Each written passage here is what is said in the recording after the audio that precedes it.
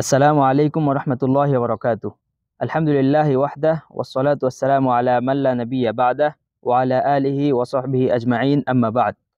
সম্মানিত দর্শক শ্রোতা, আপনাদের সকলকে আমি আমন্ত্রণ জানাচ্ছি মসজিদুল হারামের জুমার খুতবার অনুবাদ শোনার জন্য। যিনি খুতবা দিয়েছেন তিনি হচ্ছেন ডক্টর সালেহ বিন আব্দুল্লাহ বিন হুমাইদ হাফিজাহুল্লাহ, এবং তিনি অত্যন্ত গুরুত্বপূর্ণ একটি বিষয় নিয়ে মুসলিম উম্মার মধ্যে খুতবাটি প্রদান করেছেন, যেটির শিরোনাম হলো আত-তাআসসুব তথা অন্ধ পক্ষপাতিত্ব করা, এর ক্ষতিকর দিকগুলো এবং এটা থেকে বাঁচার উপায়।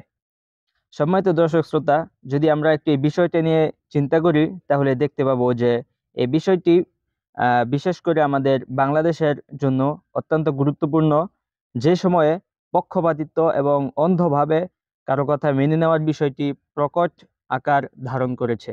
তো এই সময় আজকে আমরা ইনশাল্লাহ জানার চেষ্টা করব এর ক্ষতিকর দিকগুলো এবং এটা থেকে কিভাবে আমরা পরিত্রাণ পেতে পারি এবং কোরআন এবং হাদিসে এ সম্পর্কে কি বলা হয়েছে। সম্মানিত দর্শক শ্রোতা, খতিব সাহেব শুরুতেই আল্লাহ তাআলার প্রশংসা এবং দুরূদ পাঠ করার পরে সকলকে আল্লাহ তাআলাকে ভয় করার উপদেশ দিয়েছেন। তারপরে যে বিষয়টি বলেছেন সেটি হচ্ছে যে এই অন্ধ পক্ষপাতিত্ব করা, এর পরিচয় নিয়ে কিছু কথা বলেছেন। উনি বলেছেন যে এই অন্ধভাবে কারো পক্ষপাতিত্ব করা, এটি হচ্ছে দাউন ইজতিমাইয়ুন খতির। এটি হচ্ছে বর্তমানে সামাজিক একটি মারাত্মক একটি ব্যাধি, যেটি ইউরিসুল কারাহিয়া, একজন এবং অপরজনের মধ্যে বিদ্বেষ পোষণ করা, এই বিষয়টাকে উৎপন্ন করে দেয় এবং একে অপরের মধ্যে শত্রুতা সৃষ্টি করে দেয় এবং মানুষের মধ্যে যে ভালো সুসম্পর্ক রয়েছে এই সম্পর্কটিকে নষ্ট করে দেয় এবং সমাজ যে একটি স্থিতিশীলভাবে সামনে এগিয়ে যাবে, এই এগিয়ে যাওয়াতে এই অন্ধ পক্ষপাতিত্ব নামের এই বিষয়টা কিন্তু বাধা প্রদান করে। এবং শুধু তাই নয়, এই অন্ধ পক্ষপাতিত্ব এটি হচ্ছে যে মানুষের মধ্যে যে সমস্ত মানসিক রোগ রয়েছে, এই রোগগুলোর মধ্যে অন্যতম একটি কারণ হচ্ছে অন্ধভাবে কারো পক্ষ অবলম্বন করা। এর ক্ষতিকর দিকগুলো নিয়ে আলোচনা করার সময় খতিব সাহেব বলেছেন যে এটি জুমুদুন ফিল আকল।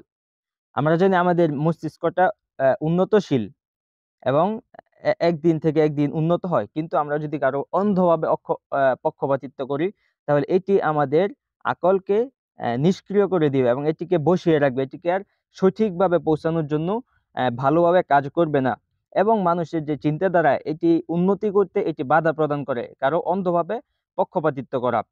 এটি ইয়মি আনিল হক, সত্য থেকে মানুষকে অন্ধ বানিয়ে দেয়। তার সামনে সত্য আসলেও সে কখনো সত্যকে গ্রহণ করবে না, কেননা এটি তার মতের বিপরীত যায় বা তার দলের বিপরীত যায় এবং এটি মানুষকে সরল পথে চলা থেকে, ইসলামের যে সঠিক দিক নির্দেশনা ওই রাস্তা থেকে চলা থেকে তাকে বাধা প্রদান করে এবং এটি মানুষের মধ্যে যে দ্বন্দ্ব এবং ঝগড়াঝাটি এর দিকে নিয়ে যায় আস্তে আস্তে। সম্মানিত দর্শক শ্রোতা, তিনি এর ভয়াবহতা সম্পর্কে আরো কিছু কথা বলেছেন, যেটি হচ্ছে যে এই অন্ধ পক্ষপাতিত্ব বা এই তাআসসুব এটি মানুষদেরকে সত্যকে গোপন করার দিকে নিয়ে যায়।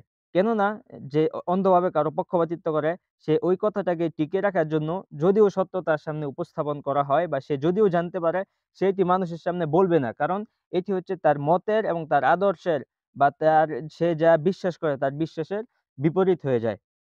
এবং এই অন্ধভাবে পক্ষপাতিত্ব করলে এটির আরেকটি সমস্যা হচ্ছে এটি মানুষকে কখনো সঠিক সিদ্ধান্তের দিকে নিয়ে যেতে দেয় না, কারণ সে সবসময় কি ঝগড়াটু হয়ে থাকে এবং অন্যের উপরে আহ আঘাত প্রত্যাঘাত করতে সে সর্বদা ব্যস্ত হয়ে থাকে। এর ফলে সম্মানিত খতিব সাহেব যেটি বলেছেন যে মুসলিম উম্মাহ এটিকে দুর্বল করে দেয় এবং ওয়ায়ুনশিরুল ফিতান ওয়াল হুরুবুদ দাখিলিয়া, এই মুসলিম জাতির মধ্যে ফিতনা ফাসাদ এবং অভ্যন্তরীণ যে কোন্দল এবং অভ্যন্তরীণ যে যুদ্ধ বা একে অপরের মতকে প্রতিহত করা, সত্যকে থেকে বিমুখ হয়ে যাওয়া, এই বিষয়টা তৈরি করে দেয় এই অন্ধ পক্ষপাতিত্ব থেকে। আল্লাহ তাআলা যেন আমাদেরকে হেফাজত করুন, আমিন। অতঃপর খতিব সাহেব আলোচনা করেছেন যে এই আত-তাআসসুব বা অন্ধভাবে পক্ষপাতিত্ব করা এটা কি ভাবে হতে পারে, কি দিকে হতে পারে। তিনি বলেছেন যে আত-তাআসসুব গুলুউন ফিল আশখাস। তাআসসুব হচ্ছে বাড়াবাড়ি করা। এটি হতে পারে ফিল আশখাস, কোনো ব্যক্তিকে নিয়ে। কোনো ব্যক্তিকে নিয়ে আমরা তাকে একদম তার মর্যাদা থেকে উপরে তুলে দিলাম। এমন হলো যে তার যে যা কথা তাই আমরা গ্রহণ করি, যদিও সেটা কোরআন এবং হাদিসের সাথে সাংঘর্ষিক হয়, এটা কিন্তু তাআসসুব বা অন্ধ পক্ষপাতিত্ব। এবং হতে পারে পারিবারিক বিষয় নিয়ে, হতে পারে অফিল মাযাহিব, নিজের মাযহাবকে নিয়ে, নিজের মাযহাবকে সবসময় বা নিজের মতাদর্শকে সবসময় উন্নত মনে করা এবং অন্যকে নিন্দা অপদস্থ করা এবং হক থেকে বিমুখতা প্রদর্শন করা, এটাও কিন্তু তাআসসুবের একটি দিক। এবং হতে পারে অফিল কওম, জাতি নিয়ে, ওয়াল কবিলা, গোত্র নিয়ে, ওয়াফিল মানতিকা, নিজের এলাকা নিয়ে পক্ষপাতিত্ব হতে পারে, ওয়াফিল ফিকির, ওয়াফিস সাকাফা, নিজের সংস্কৃতি, নিজের চিন্তা ভাবনা, এগুলো নিয়ে কিন্তু পক্ষপাতিত্ব হতে পারে। ওয়াফি কুল্লি শাআনিন ইজতিমাঈ, এবং এছাড়াও সামাজিক যে সমস্ত বিষয় রয়েছে ওই সমস্ত বিষয়ে পক্ষপাতিত্ব মানুষের ভিতরে চলে আসতে পারে। সম্মানিত দর্শক শ্রোতা, এই তো গেল ক্ষতির পর্ব। এরপরে খতিব সাহেব আলোচনা করেছেন সুন্নাহ থেকে তথা নস থেকে, যে এই পক্ষপাতিত্ব সম্পর্কে আমাদের কি বলা আছে হাদিসে। চলুন জেনে নিই। সম্মানিত খতিব সাহেব বলেছেন একটি হাদিস সম্পর্কে, যেটি ইমাম মুসলিম রাহিমাহুল্লাহ সহিহ মুসলিমে বর্ণনা করেছেন জাবের বিন আব্দুল্লাহ রাদিয়াল্লাহু আনহু থেকে। তিনি বলেছেন যে একদা আমরা রাসূলুল্লাহ সাল্লাল্লাহু আলাইহি ওয়াসাল্লামের সাথে যুদ্ধে ছিলাম। তখন আমরা জানি যুদ্ধের রাসূলুল্লাহ সাল্লাল্লাহু আলাইহি ওয়াসাল্লামের সময় মুহাজিরগণ ছিলেন, যারা মক্কা থেকে হিজরত করে মদিনায় গিয়েছিলেন, অথবা আনসাররা ছিলেন যারা মদিনার স্থায়ী বাসিন্দা ছিলেন। তো এই যুদ্ধের কোনো এক সময়ে আ ফাকাসা রাজুলুম মিনাল মুহাজিরিন রাজুলাম মিনাল আনসার, মুহাজিরদের মধ্য থেকে একজন ব্যক্তি আনসারী একজন ব্যক্তিকে আঘাত করলো। কোন এক কারণে রাগান্বিত হয়ে অবশ্যই আঘাত করলো। অতঃপর আনসারী ব্যক্তি আ ওই সাহাবী চিৎকার করে উঠলেন। উনি বললেন, ইয়া লাল আনসার, হায় আনসাররা, তথা হে আনসার গোত্ররা, তোমরা কোথায়? আমাকে সাহায্য করতে আসো। এরকম একটা অবস্থা। অতঃপর ওয়াকাল আল মুহাজিরি, মুহাজির যে সাহাবী রাদিয়াল্লাহু আনহুম ছিলেন, মুহাজির সাহাবীটি বললেন যে, ইয়া লাল মুহাজিরিন, হে মুহাজির ভাইয়েরা তোমরা কোথায়? তোমরা এগিয়ে আসো আমার জন্য। অতঃপর ফাসামিআ যালিকা রাসূলুল্লাহ সাল্লাল্লাহু আলাইহি ওয়াসাল্লাম, রাসূলুল্লাহ সাল্লাল্লাহু আলাইহি ওয়াসাল্লাম এটা শুনতে পেলেন। তখন ফাকালা রাসূলুল্লাহ সাল্লাল্লাহু আলাইহি ওয়াসাল্লাম দ্রুত বললেন যে, মা বালু দাওয়াল জাহিলিয়া, কি হলো যে তোমরা এখনো জাহিলি যুগের যে আর্তনাদ, তোমরা এই আর্তনাদ করে যাচ্ছ? অতঃপর বললেন যে, দাউহা ফা ইন্নাহা মুনতিনা, তোমরা এসব কথা ছেড়ে দাও, এগুলো কেননা এগুলো হচ্ছে নোংরা এবং দুর্গন্ধযুক্ত কথা। অতঃপর খতিব সাহেব এই বিষয়টাকে ব্যাখ্যা করতেছেন এভাবে যে, আল্লাহু আকবার, যে হিজরত এবং নুসরা, তথা মক্কা থেকে হিজরত করা এবং মুহাজির ভাইদেরকে সাহায্য করে, এই যে এই দুইটি গুণ, এই দুইটি গুণ হচ্ছে অত্যন্ত সম্মানিত দুইটি গুণ এবং অত্যন্ত মর্যাদাপূর্ণ দুটি গুণ। কিন্তু আমরা জানি মুহাজির আনসাররা ওনারাই কিন্তু ইসলামের দিকে এগিয়েছিলেন। এতে কোনো সন্দেহ নেই। কিন্তু এত সত্ত্বেও যখন এই ২ জন সাহাবী, এই ২ জন ব্যক্তি এই ২ টি গুণকে, এই ২ টি এই লকবকে ওনারা যখন আসাবিয়্যা তথা পক্ষপাতিত্বের জন্য ব্যবহার করতে চাইলেন, তখন কিন্তু রাসূলুল্লাহ সাল্লাল্লাহু আলাইহি ওয়াসাল্লাম দ্রুত এই পরিস্থিতিকে চেঞ্জ করলেন এবং এটাকে নিন্দা করে বললেন যে, আবি দাওয়াল জাহিলিয়্যা, যে জাহিলি যুগের মতো তোমরা আর্তনাদ, জাহিলি যুগের মতো দাবি করতেছ? অর্থাৎ যে যখন এই সম্মানিত গুণগুলো, এই হিজরত করার যেই সম্মান এবং সাহায্য করার যে সম্মান, এটা যখন আসাবিয়্যা তথা পক্ষপাতিত্বের দিকে চলে যাবে, তখন এটা নিঃসন্দেহে এটা কখনো প্রশংসিত গুণ হতে পারে না। যদি আমরা এই ভালো গুণগুলোকে খারাপ কাজে ব্যবহার করি, তাহলে এটা কখনোই আমাদের জন্য কোনো সুফল বয়ে নিয়ে আসতে পারে না। বরং সম্মান এবং ইজ্জত ওইটার মধ্যে রয়েছে যে আমরা যখন এই এগুলোকে সঠিক অর্থে ব্যবহার করব এবং ইসলামের যে আল্লাহ তাআলা সম্মান দিয়েছেন, ওই ইসলামকে আমরা আঁকড়ে ধারণ করব। আর খতিব সাহেব বলতেছেন যে একবার চিন্তা করুন রাসূলুল্লাহ সাল্লাল্লাহু আলাইহি ওয়াসাল্লাম কিভাবে এই কাজটাকে নিন্দা করেছেন। রাসূলুল্লাহ সাল্লাল্লাহু আলাইহি ওয়াসাল্লাম বলেছেন, দাউহা, তোমরা এটা ছেড়ে দাও, ফা ইন্নাহা মুনতিনা, কেননা তোমাদের এই কথা, তোমাদের এই যে এই কার্যকলাপ, এটি হচ্ছে দুর্গন্ধযুক্ত। তোমরা যে পক্ষপাতিত্ব করতেছো এই বিষয়টা নিঃসন্দেহে দুর্গন্ধযুক্ত। আল্লাহ তাআলা আমাদেরকে যেন হেফাজত করুন, আমিন। সম্মানিত খতিব সাহেব অতঃপর একটি গুরুত্বপূর্ণ হাদিস নিয়ে এসেছেন, যেটি সহিহ মুসলিমে এসেছে।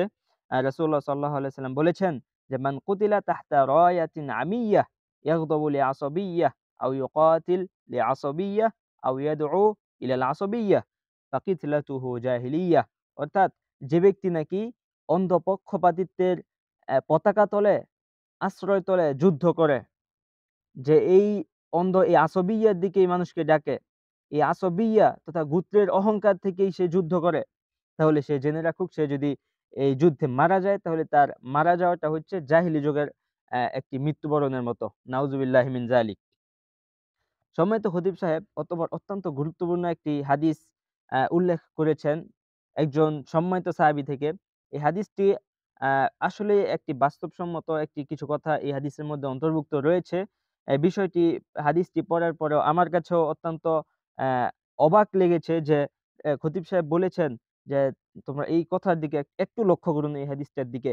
যে হাদিসটি বর্ণিত হয়েছে আমর বিন আস রাদিয়াল্লাহু আনহু, যিনি ছিলেন হাকিম, একজন প্রজ্ঞাবান, বুদ্ধিমান একজন সাহাবী ছিলেন এবং নেতৃস্থানীয় একজন সাহাবীদের মধ্যে ছিলেন। ফাকাদ সাআলু, উনার কওমের লোকেরা অবশ্যই মুসলিম হওয়ার পরে আমর বিন আস রাদিয়াল্লাহু আনহু উনি যখন ইসলাম ধর্ম গ্রহণ করলেন, তখন কিছু সাহাবী উনাকে প্রশ্ন করলেন যে, "মা আবতা আবিকা আনিল ইসলাম ওয়া আনতা মান ফি আকলিক?" তথা কোন জিনিস আপনাকে ইসলাম ধর্ম গ্রহণ করা থেকে বিরত রাখলো এতদিন? অথচ আপনার বিবেকের তীক্ষ্ণতা এবং আপনার সিদ্ধান্ত নেওয়ার যে সুন্দর ক্ষমতা, এটা তো মানে আরবের মধ্যে প্রসিদ্ধ একটি জিনিস। এরপরেও কেন আপনি এই ইসলাম গ্রহণ থেকে বিরত থাকলেন? তখন আমর বিন আস রাদিয়াল্লাহু আনহু বাস্তবসম্মত একটি কথা বলেছেন। তিনি বলেছেন, "ইন্না কুন্না মা কওমিন লাহুম আলাইনা তাকদ্দুমু সিন।" অর্থাৎ আমরা জাহিলি যুগে এমন এক সম্প্রদায়ের সাথে চলাফেরা করতাম যারা ছিল আমাদের থেকে বয়সে বেশি তথা মুরুব্বি টাইপের ছিল উনারা। তুওয়াজি আহলামুহুমুল জিবাল, তাদের চিন্তা ভাবনা ছিল পাহাড় সমতুল্য। মা সালাকু ফাজ্জান ফাতাবি'নাহুম ইল্লা ওয়াজাদনাহু সালা। ওই নেতৃস্থানীয় বা মুরুব্বি যারা ছিল এলাকার সর্দার, তাদের সাথে আমরা যে রাস্তাতেই চলেছি সেই রাস্তাই আমরা সহজ পেয়েছি।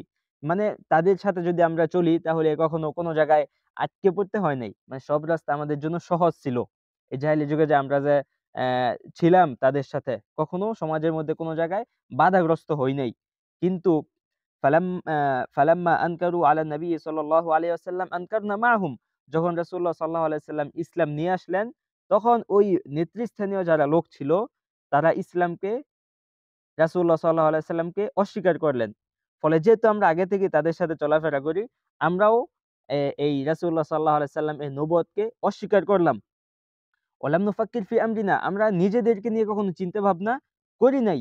ওয়া কদ্দারনাহুম, এবং আমরা কি এই যে নেতৃস্থানীয় লোক ছিল, মুরুব্বি ছিল কাফেরদের মধ্যে, সমাজের মধ্যে তাদেরকে আমরা সম্মান করেছি এবং তাদের কথা অনুযায়ী চলেছি। নিজেদেরকে নিয়ে কখনো ভাবি নাই আলাদাভাবে। ফালাম্মা যাহাবু ওয়া সারাল আমরু ইলাইনা নাযারনা ফি আমরিন নবী সাল্লাল্লাহু আলাইহি ওয়াসাল্লাম, যখন কোন একটা সময় নেতৃস্থানীয় লোকেরা মারা গেল বিভিন্ন যুদ্ধে রাসূলুল্লাহ সাল্লাল্লাহু আলাইহি ওয়াসাল্লাম এবং ওনার সাহাবীদের হাতে, তখন আমরা একটু ভাবার সময় পেলাম। নাযারনা ফি আমরিন নবী সাল্লাল্লাহু আলাইহি ওয়াসাল্লাম, আমরা রাসূলুল্লাহ সাল্লাল্লাহু আলাইহি ওয়াসাল্লাম এর এই বিষয়টাকে নিয়ে চিন্তা ভাবনা করলাম। উনি যে নবুয়ত নিয়ে এসেছেন, রিসালা নিয়ে এসেছেন, এই বিষয়টা নিয়ে চিন্তা ভাবনা করলাম। ওয়াতাদাব্বারনা, গভীরভাবে ভাবলাম। ফাইদাল আমরু বাইয়িন, তখন আমরা দেখতে পেলাম যে হ্যাঁ, আসলে ইসলামের বিষয়টা তো স্পষ্ট। তাওয়াক্কাল ইসলামু ফি কলবি, এরপরেই কি ইসলাম আমার অন্তরে জায়গা করে নিল। তো উনি যে কথাটি বলেছেন একদম সমাজের বাস্তব একটি চিত্র তুলে ধরেছেন যে আমরা যখন নেতৃস্থানীয় লোকদের অ্যা এ এ কে এমন পর্যায়ে নিয়ে যাই যে তাদের কথা অনুযায়ী চলি, এবং উনি যে বিষয়টি বলেছেন যে তাদের সাথে চললে সমাজের কোন জায়গায় বাধাগ্রস্ত হতে হয় না। ঠিক এরকমই, এজন্যই কিন্তু এটি সত্য থেকে অ্যা অন্ধ বানিয়ে দিয়েছে। কারণ নিজেদেরকে নিয়ে চিন্তা ভাবনা করার আমরা সময়ই পাই না। তো এই আমর বিন আস রাদিয়াল্লাহু আনহু উনি বলতেছেন যে যখন আমরা চিন্তা ভাবনা করতে শুরু করলাম রাসূলুল্লাহ সাল্লাল্লাহু আলাইহি সাল্লামের নবুয়ত নিয়ে, তখন কিন্তু আমরা দেখতে পেলাম যে ইসলাম যে কত স্পষ্ট, কত সুন্দর। এর ফলে কিন্তু আমাদের অন্তরে ইসলামটা জায়গা করে নিয়েছে। সুবহানাল্লাহ, সুবহানাল্লাহ। সম্মানিত খতিব সাহেব এই হাদিসের ব্যাখ্যা করার পরে বলতেছেন যে, "নাম লা ইয়াসুদ্দু আনিল হাক্কি ইল্লা তাআসসুব।" হ্যাঁ, কথা এটাই সত্য যে শুধুমাত্র পক্ষপাতিত্ব নামের এই মারাত্মক জিনিসটি মানুষকে সত্য গ্রহণ থেকে বিরত রাখে। ওয়া তাকলিদিল আবাই ওয়াল আজদাদ, এবং পিতা এবং দাদাদের অনুসরণ করা, এটি কেবলমাত্র সত্য থেকে মানুষদেরকে বিরত রাখে। এটি যদি কারো ভিতরে থাকে তাহলে তার কাছে যদি হাজারো দলিল উপস্থাপন করা হয় তাহলে কিন্তু সে কখনো এটাকে কবুল করবে না। বরং এই হাজারো অকাট্য দলিলকে সে ধুলায় মিশিয়ে দিবে এই যুক্তি দিয়ে যে আমাদের বাবারা, আমাদের দাদারা কি ভুল পথে ছিল নাকি? নাউজুবিল্লাহি মিন যালিক। যে বিষয়টি আ আল্লাহ তাআলা বলেছেন সূরা যুখরুফের ২৩ এবং ২৪ নম্বর আয়াতে, যে ইন্না ওয়াজাদনা আবাআনা আলা উম্মাহ ওয়া ইন্না আলা আথারহিম মুকতাদুন, তথা কাফেররা বলতো রাসূলুল্লাহ সাল্লাল্লাহু আলাইহি সাল্লামের যুগে, আমরা আমাদের পিতাদেরকে এই ধর্মের উপরেই পেয়েছি এবং আমরা তাদের পদাঙ্কই আমরা অনুসরণ করব। এই যুক্তি দিয়েই কিন্তু তারা রাসূলুল্লাহ সাল্লাল্লাহু আলাইহি ওয়াসাল্লাম এর সত্য দাওয়াত থেকে বিমুখতা প্রদর্শন করেছিল। সম্মানিত দর্শক শ্রোতা, খুতবার এই পর্যায়ে খতিব সাহেব কিছু বৈশিষ্ট্য উল্লেখ করেছেন যে একজন মুতাআসসিব তথা একজন পক্ষপাতিত্বকারী ব্যক্তির কি কি খারাপ দোষ থাকতে পারে, তাকে কিভাবে চিনা যাবে। তিনি বলতেছেন যে মাআশিরাল মুসলিমিন, মুসলিম ভাইয়েরা, মিন সিফাতিল মুতাআসসিব আত-তাশাদ্দুদু ফির রাই, তথা মুতাআসসিব বা পক্ষপাতিত্বকারীর একটি অন্যতম খারাপ দোষ হচ্ছে আত-তাশাদ্দুদু ফির রাই, তথা নিজের মতামতের ব্যাপারে কড়াকড়ি করা এবং নিজের মতামতকে কি সবসময় সঠিক মনে করা। ওয়াল মাইলু ইলাল উনফি দিদ্দাল মুখালিফ, এবং যে নাকি তার বিপরীত মতাদর্শ লালন করে, ইসলামী বিষয় হোক, ফিকহি বিষয় হোক, যে বিষয় হোক, তার বিপরীত যে মতাদর্শ লালন করে তার জন্য তার ব্যাপারে কিন্তু খুব কঠোরতা প্রদর্শন করে। এটা কিন্তু মুতাআসসিব তথা অন্ধ পক্ষপাতিত্বকারীর একটি খারাপ দোষ।